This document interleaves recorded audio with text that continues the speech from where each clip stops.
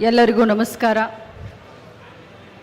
ಬೆಳಗಾವಿ ವೈದ್ಯಕೀಯ ವಿಜ್ಞಾನಗಳ ಸಂಸ್ಥೆ ಹಾಗೂ ಆರೋಗ್ಯ ಮತ್ತು ಕುಟುಂಬ ಕಲ್ಯಾಣ ಇಲಾಖೆ ಇವತ್ತು ಬೆಳಗಾವಿಗೆ ರಾಜ್ಯದ ಎರಡನೇ ರಾಜಧಾನಿ ಅಂತ ಹೇಳ್ತೀವಿ. ಸೊ ಎರಡನೇ ರಾಜಧಾನಿಯಾದಂಥ ನಮ್ಮ ಬೆಳಗಾವಿಯ ಕಿರೀಟಕ್ಕೆ ಇನ್ನೊಂದು ಗರಿ ಆಗೋಕ್ಕೆ ಸೂಪರ್ ಸ್ಪೆಷಾಲಿಟಿ ಆಸ್ಪತ್ರೆಯ ಈ ಉದ್ಘಾಟನಾ ಸಮಾರಂಭ, ಜೊತೆಯಲ್ಲಿ ಕಿತ್ತೂರು ರಾಣಿ ಚೆನ್ನಮ್ಮ ಯೂನಿವರ್ಸಿಟಿನಲ್ಲಿ ಕಟ್ಟಡಗಳ ಒಂದು ಶಂಕುಸ್ಥಾಪನೆ, ಅದರ ಜೊತೆಯಲ್ಲಿ ನಮ್ಮ PWD ಡಿಪಾರ್ಟ್ಮೆಂಟ್ನ ಸಚಿವರಾದಂಥ ಸತೀಶ್ ಜಾರಕಿಹೊಳಿಯವರ ಒಂದು ಡಿಪಾರ್ಟ್ಮೆಂಟ್ನಿಂದ ನಮ್ಮ ಯೂನಿವರ್ಸಿಟಿಗೆ ಸುಮಾರು 7 ಕೋಟಿ ರೂಪಾಯಿಯ ಒಂದು CC ರಸ್ತೆಯನ್ನು ಕೂಡ ಇವತ್ತು ಅದರ ಕೂಡ ಪೂಜೆಯನ್ನು ಮಾಡ್ತಾ ಇದ್ದೀವಿ.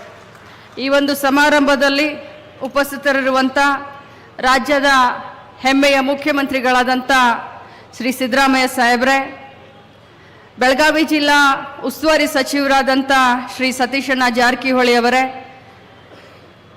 ಶರಣ್ ಪ್ರಕಾಶ್ ಪಾಟೀಲ್ ಸರ್, ಈ ಕಾರ್ಯಕ್ರಮದ ಅಧ್ಯಕ್ಷತೆಯನ್ನು ವಹಿಸಿಕೊಂಡಂಥ ರಾಜು ಸೇಠ್ ಅವರೇ, ನಮ್ಮ ಕರ್ನಾಟಕ ರಾಜ್ಯದ ಸರ್ಕಾರದ ಇನ್ನೋರ್ವ ಸಚಿವರಾದಂಥ ರಾಮಲಿಂಗ ರೆಡ್ಡಿ ಸರ್, ಅದೇ ರೀತಿ ಉನ್ನತ ಶಿಕ್ಷಣ ಸಚಿವರು ಸಹೋದರರಾದಂಥ MC ಸುಧಾಕರ್ ಸರ್, ನಮ್ಮ ಸರ್ಕಾರದ ಮುಖ್ಯ ಸಚೇತಕರಾದಂಥ ಆತ್ಮೀಯ ಶ್ರೀ ಅಶೋಕ್ ಪಟ್ಟಣ್ ಅವರೇ, ಅದೇ ರೀತಿ ಕಾಗವಾಡ ಶಾಸಕರು ಆದಂಥ ಬರಮಗೌಡ ಕಾಗೆ ಸರ್, ಮಾಂತೇಶಣ್ಣ ಕೌಸಲ್ಗಿ ಅವರೇ, ಚಂದ್ರರಾಜ್ ಹಟ್ಟಿಹೊಳಿ ಅವರೇ, ಇನ್ನೋರ್ವ ವಿಧಾನ ಪರಿಷತ್ ಸದಸ್ಯರಾದಂಥ ಸಹೋದರರಾದಂಥ ನಾಗರಾಜು ಅವರೇ, ಶಾಸಕರಾದಂಥ ಮಹೇಂದ್ರ ತಮ್ಮಣ್ಣವರವರೇ, ಬಾಬಾ ಸಾಹೇಬ್ ಪಾಟೀಲ್ ಅಣ್ಣನವರೇ, ಲಕ್ಷ್ಮಣರಾವ್ ಚಿಂಗಳೆ ಅವರೇ, ವಿನಯ್ ನಾವಲ್ಗಟ್ಟಿಯವರೇ, ಹನುಮನ್ನವರವರೇ, ರಾಣಿ ಚೆನ್ನಮ್ಮ ವಿಶ್ವವಿದ್ಯಾಲಯದ ಕುಲಪತಿಗಳೇ, ನಮ್ಮ ಈ ಒಂದು ಭೀಮ್ಸ್ ಆಸ್ಪತ್ರೆಯ ಡೈರೆಕ್ಟರ್ ಆದಂಥ ಶೆಟ್ಟಿ ಅವರೇ, ಇಲ್ಲಿ ಆಗಮಿಸಿದಂಥ ಎಲ್ಲ ಫ್ಯಾಕಲ್ಟಿಗಳಿದ್ದಾರೆ, ದಾದಿಯರಿದ್ದಾರೆ, ನಮ್ಮ ಲೆಕ್ಚರರ್ಗಳಿದ್ದಾರೆ, ಡಾಕ್ಟರ್ಗಳಿದ್ದಾರೆ, ನರ್ಸ್ಗಳಿದ್ದಾರೆ ಮತ್ತು ಆತ್ಮೀಯ ನನ್ನ ಮಾಧ್ಯಮದ ಸಹೋದರರು. ನಾನು ಆಗ ತಾನೇ ಹೇಳ್ತಾ ಇದ್ದೆ, ನಮ್ಮ ಬೆಳಗಾವಿ ಜಿಲ್ಲೆ ಕೂಡ ಬಹಳಷ್ಟು ವೇಗವಾಗಿ ಬೆಳೀತಾ ಇದೆ. ಅದರಲ್ಲೂ ಬೆಳಗಾವಿ ಎರಡನೇ ರಾಜಧಾನಿ, ಅದು ಕೂಡ ಬಹಳಷ್ಟು ವೇಗದಲ್ಲಿ ಬೆಳೀತಾ ಇರುವಂಥ ಈ ಹಂತದಲ್ಲಿ ವಿಶೇಷವಾಗಿ ಕರ್ನಾಟಕ ರಾಜ್ಯ ಸರ್ಕಾರ ಮತ್ತು ಮಾನ್ಯ ಮುಖ್ಯಮಂತ್ರಿಗಳಾದಂಥ ಸಿದ್ದರಾಮಯ್ಯನವರ ಕಾಳಜಿ ಎತ್ತಿ ತೋರಿಸುವಂಥ ಕೆಲಸವನ್ನು ರಾಜ್ಯದಲ್ಲಿ ಮಾಡ್ತಾ ಇದೆ ಮತ್ತು ನಮ್ಮ ಜಿಲ್ಲೆಯಲ್ಲಿ ಕೂಡ ಮಾಡ್ತಾ ಇದೆ.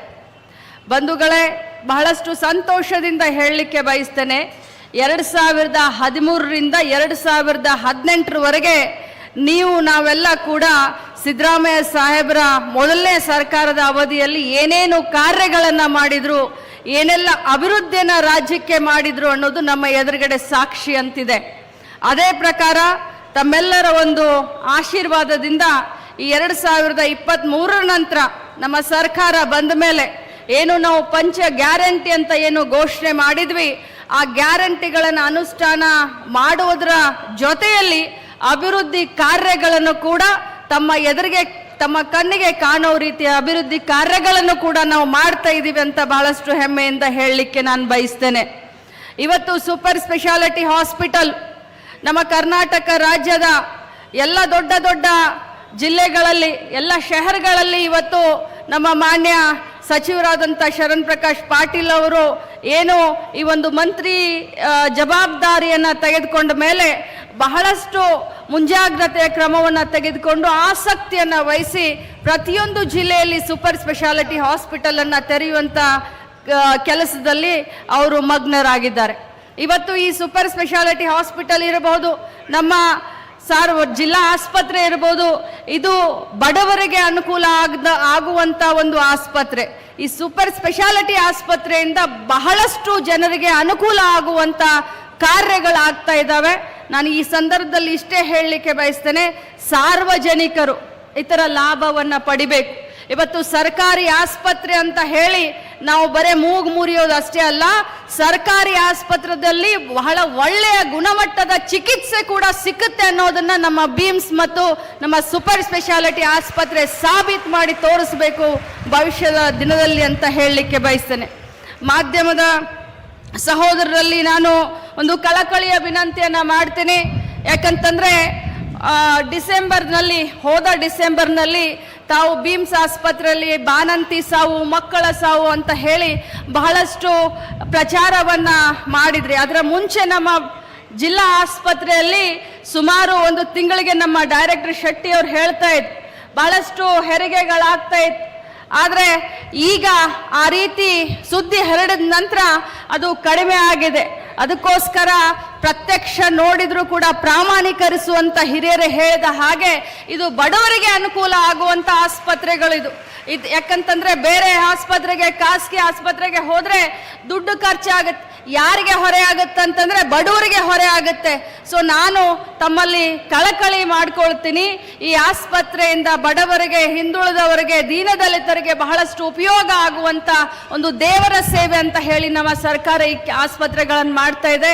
ಈ ಸೇವೆ ಯಾರಿಗೆ ಸಿಗಬೇಕೋ ಅಂಥವ್ರಿಗೆ ತಲುಪಬೇಕಂತಂದ್ರೆ ತಮ್ಮೆಲ್ಲರ ಸಹಕಾರ ಕೂಡ ಅಷ್ಟೇ ಮುಖ್ಯವಾಗಿದೆ ಅಂತ ಹೇಳಲಿಕ್ಕೆ ಬಯಸ್ತೇನೆ.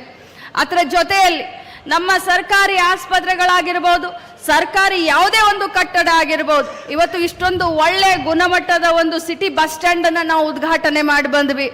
ಆದ್ರೆ ನಾವು ಸಾರ್ವಜನಿಕರು ಕೂಡ ಒಂದು ಜವಾಬ್ದಾರಿಯನ್ನ ತೆಗೆದುಕೊಳ್ಬೇಕಾಗತ್ತೆ. ನಾವು ಕ್ಲೀನ್ಲಿನೆಸ್ ಅನ್ನ ನಾವು ಮೇಂಟೈನ್ ಮಾಡಬೇಕಾಗುತ್ತೆ. ಇದೇನು ಸರ್ಕಾರಿ ಕಟ್ಟಡ, ಇದೇನು ಸರ್ಕಾರಿ ಆಸ್ಪತ್ರೆ ಅಂತ ಹೇಳಿ ಎಲ್ಲಿ ನೋಡೋದಲ್ಲಿ ಉಗುಳೋದಾಗ್ಲಿ, ಎಲ್ಲಿ ನೋಡೋದಾಗ್ಲಿ ಗುಟ್ಕಾ ಪ್ಯಾಕೆಟ್ ಆಗ್ಲಿ, ಎಲ್ಲಿ ನೋಡೋದಲ್ಲಿ ಸಿಗರೇಟ್ ಅನ್ನಾಗ್ಲಿ, ಎಲ್ಲಿ ನೋಡೋದಲ್ಲಾಗ್ಲಿ ನೀರಿನ ಬಾಟ್ಲ್ ಆಗ್ಲಿ, ಪ್ಲಾಸ್ಟಿಕ್ ಅನ್ನಾಗ್ಲಿ, ಈ ರೀತಿ ಮಾಡದೆ ಸಾರ್ವಜನಿಕರು ಕೂಡ ಸಾಮಾಜಿಕ ಕಾಳಜಿ, ಸಾಮಾಜಿಕ ಬದ್ಧತೆಯನ್ನ ಇಟ್ಕೊಂಡು ಸಾರ್ವಜನಿಕ ಆಸ್ತಿ ನಮ್ಮ ಆಸ್ತಿ, ಇದು ಸರ್ಕಾರ ನಮಗೋಸ್ಕರ ಮಾಡ್ತಾ ಇರೋದು.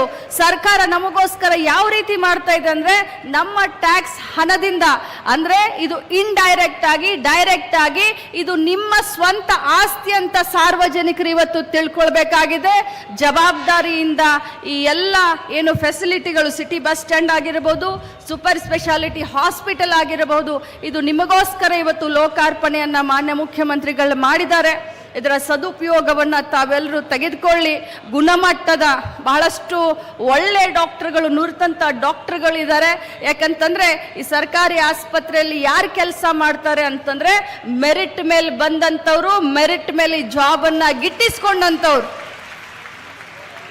ಅಂತ ವೈದ್ಯರು, ಅಂತ ನರ್ಸ್ಗಳು, ಅಂಥವ್ರ ಕೈಯಲ್ಲಿ ಇವತ್ತು ಸಾರ್ವಜನಿಕರು ನೀವು ನಿರ್ಭೀತಿಯಿಂದ, ನಿರ್ಭಯದಿಂದ ಇವತ್ತು ತಮ್ಮ ಚಿಕಿತ್ಸೆಗಳನ್ನ ಮಾಡಿಕೊಳ್ಳಿ, ಇದರ ಲಾಭವನ್ನ ಸಾರ್ವಜನಿಕರು ತೆಗೆದುಕೊಳ್ಳಿ ಅಂತ ಹೇಳ್ತಾ, ಇವತ್ತು ರಾಣಿ ಚೆನ್ನಮ್ಮ ಯೂನಿವರ್ಸಿಟಿ ಅನೇಕ ರಾಜಕೀಯ ಒಂದು ಕಾರಣದಿಂದ ನನ್ನ ಕ್ಷೇತ್ರದಲ್ಲಿ ನೀರಾವರಿ ಯೋಜನೆಯನ್ನು ನಾನು ತರಬೇಕು ಅಂತ ಅಂದಂಥ ಸಂದರ್ಭದಲ್ಲಿ ಅಲ್ಲಿ ರಾಣಿ ಚೆನ್ನಮ್ಮ ಯೂನಿವರ್ಸಿಟಿಯನ್ನ ಮಾಡಿದ್ರು.